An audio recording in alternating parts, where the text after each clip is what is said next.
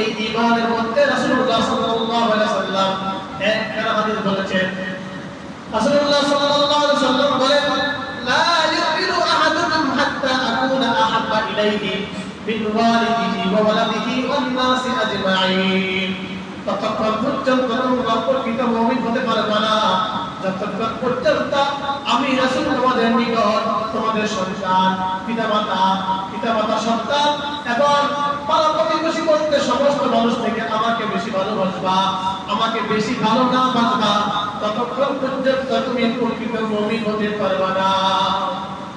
তাহলে উক্ত আয়াত এবং হাদিসের মধ্যে আল্লাহ রাসূল সাল্লাল্লাহু আলাইহি ওয়াসাল্লাম নবীর প্রতি ভালোবাসা কেমন দেখিয়েছেন, নবীর প্রতি ভালোবাসা কেমন রাখতে হবে, সেই আদেশ আল্লাহ তাআলা তার কোরআন কারীমের মধ্যে বলেছেন। নবী সাল্লাল্লাহু আলাইহি ওয়াসাল্লাম তার হাদিসের মধ্যে বলে দিয়েছেন।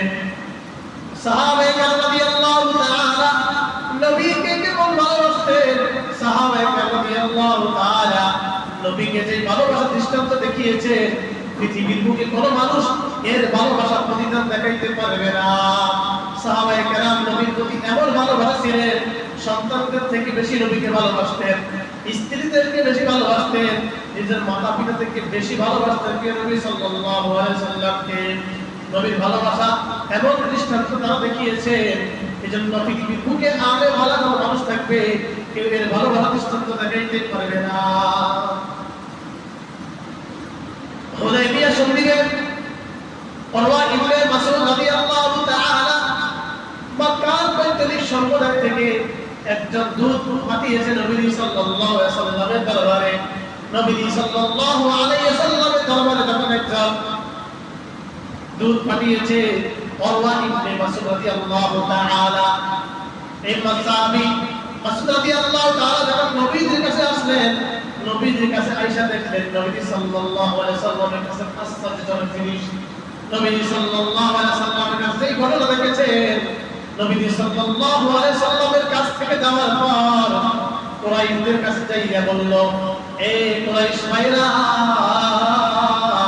নবী মুহাম্মদ সাল্লাল্লাহু আলাইহি ওয়াসাল্লামের দরবারে যে আমি আজীব ঘটনা দেখেছি, আমি পৃথিবীর অনেক বাদশার দরবারে গিয়েছি, অনেক রাজ দরবারে গিয়েছি, রোম সম্রাট দরবারে, পারস্য দরবারে, আমি সিরিয়ার দরবারে, বড় বড় দরবারে গিয়েছি, কিন্তু মুহাম্মদ সাল্লাল্লাহু আলাইহি ওয়াসাল্লামের দরবারে গিয়ে আমি যে আশ্চর্যজনক জিনিস দেখতে পেয়েছি, আমি পৃথিবীর কোন দরবারে এরকম আশ্চর্যজনক ঘটনা আমি দেখি নাই। উরওয়া ইবনে মাসউদ রাদিয়াল্লাহু তাআলা বলতেছেন যে মুহাম্মদ সাল্লাল্লাহু আলাইহি ওয়াসাল্লাম যদি কোনো থুতু নিক্ষেপ করে দুনিয়ার জমিনে, তার ভক্ত বিন্দুরা তার থুতু হাতের মধ্যে নিয়ে মুখের মধ্যে ঢুকে দেয়। এমন ভক্ত মুহাম্মদ সাল্লাল্লাহু আলাইহি ওয়াসাল্লাম তারা ভালোবাসে, এমনকি নবীজির প্রত্যেকটা কথা তারা মনে সহকারে শুনে নবী সাল্লাল্লাহু আলাইহি ওয়াসাল্লাম যে আদেশ দেয় সাথে সাথে সেই আদেশ পালন করতে তারা প্রস্তুত হয়ে যায়। এমনকি নবীজি ওযু করলে নবীজির ওযুর পানি নিয়ে তারা মনে হচ্ছে ঝগড়া লিপ্ত হয়ে যায়, যুদ্ধ লিপ্ত হয়ে যায়। এমন ভালোবাসা মুহাম্মদ সাল্লাল্লাহু আলাইহি ওয়াসাল্লামকে তারা ভালোবাসে, আমি পূর্বে কোন মানুষকে আমি দেখি নাই যে মুহাম্মদ সাল্লাল্লাহু আলাইহি ওয়াসাল্লামকে যেমন ভালোবাসে, কোন রাজাকে আমি দেখি নাই তার উজিরে রাজাকে এমন ভালোবাসতে। এমন বহু ঘটনা হাদিসের মধ্যে উল্লেখ রয়েছে। নবী সাল্লাল্লাহু আলাইহি ওয়াসাল্লাম একবার সিংহাসনে মুবারকের মধ্যে, শরীর মুবারকের মধ্যে নবী সাল্লাল্লাহু আলাইহি ওয়াসাল্লাম একবার সিংহা লাগিয়েছেন। সিংহা লাগানোর পর মুহাম্মদ সাল্লাল্লাহু আলাইহি ওয়াসাল্লামের শরীর থেকে কিছু রক্ত বের হয়েছে।